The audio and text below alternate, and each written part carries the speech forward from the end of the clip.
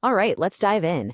Today, we are getting inside the head of a runner. But look, this isn't going to be about race times or fancy training schedules. No, this is a look at the raw, almost poetic monologue that happens on a morning run. It's a story all about grit, sweat, and soul. You know how it is. Every big effort seems to start with a tiny little problem, right? For our runner, he wakes up to this wet shoes. It's cold, they're damp. Honestly, it's the perfect excuse to just roll over and go back to sleep. But that's not where the story's going. So instead of giving up, he does something, well, kind of weird.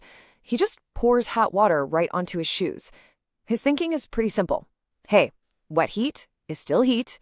It's this small act of defiance against the cold morning. Then, 1 cup of tea later, that's it. The decision is made. He's going out. And this is where the real journey starts. Out there, in the dark, before the dawn. This is about so much more than just running. It's a fight against that morning laziness, that inertia. It's about finding that first little spark to get the fire going. So he's out there, and he's not alone for long. He realizes he's moving just a little bit faster than the kid delivering newspapers on his bike. And just like that, with no words, nothing, a race is on. The boy starts pedaling a little harder, and our runner picks up his pace. It's this completely unplanned, unspoken challenge in the quiet of the morning. The delivery boy eventually turns down another street, and the race is over just as fast as it started. But something fundamental has changed, A switch has been flipped inside him. The casual jog is totally gone, and it's been replaced by something way more primal, something instinctual. Okay, so now that inner fire is really burning and the whole run just transforms. The trip to the stadium isn't just a commute anymore. It's become an adventure, full of this new energy and a few unexpected moments. And this new energy completely changes how he sees the world around him. That hot water in his shoes, it doesn't feel weird anymore. It feels like the exhaust from a rocket, literally pushing him forward.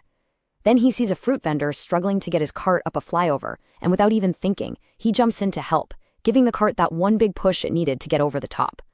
He's not just moving through his city, he's a part of it. And right as the first rays of dawn start to crack the horizon, he gets there. He's at his destination, the stadium. His heart is pounding, his body is warm. The real work is just about to start. And this place, for him, it's not just a track, it's a sanctuary. So now we get to the core of it all, really. Why here? What is the big deal about this stadium? Well, for our runner, this place is sacred, and it's made sacred by the one thing everyone brings here: effort. He has this belief that the amazing smell of the field, that fresh scent, isn't just from the sprinklers or the morning dew. No, he thinks it's a perfect 50-50 mix, half water, half sweat. The hard work of every single person who has run there becomes a part of the soil itself, like it's feeding the very grass he's running on. Once he's inside the stadium, this incredible sense of focus just takes over. It's almost a feeling of surrender. Whether he falls down or has the best run of his life or just runs until he can't anymore. It feels like the outcome is out of his hands. All that really matters is the effort itself. And he's not the only one here. Seeing all the other dedicated runners, people who have that exact same fire in their eyes, it creates this contagious energy. It's an unspoken motivation that just makes his feet feel lighter, like they're ready to go on their own, lap after lap after lap on that red track. But of course, when you push that hard, pain and injury are always a possibility. And this is where our runner has a really unique, almost radical take on what it means to get hurt. So for most of us, right, getting injured is a bad thing. It's a setback, a failure, a sign to stop. But for him, an injury is a beautiful title. Think about that. It's not a sign of weakness. It's a badge of honor. Seeing his own blood from a scrape isn't scary. He sees it as this deep, beautiful red color that proves he pushed his body right to the absolute limit. So dealing with it becomes a ritual. He'll grab the groundskeeper's hose and just wash the wound, feeling that sharp sting of the cold water. And in that moment of pain, he consciously takes control of that flash of anger or frustration that bubbles up. It's an exercise in both physical and mental discipline. All right, as the run starts to wind down, the whole focus shifts from the outside to the inside. The intense physical test starts to morph into this moment of deep, almost spiritual reflection.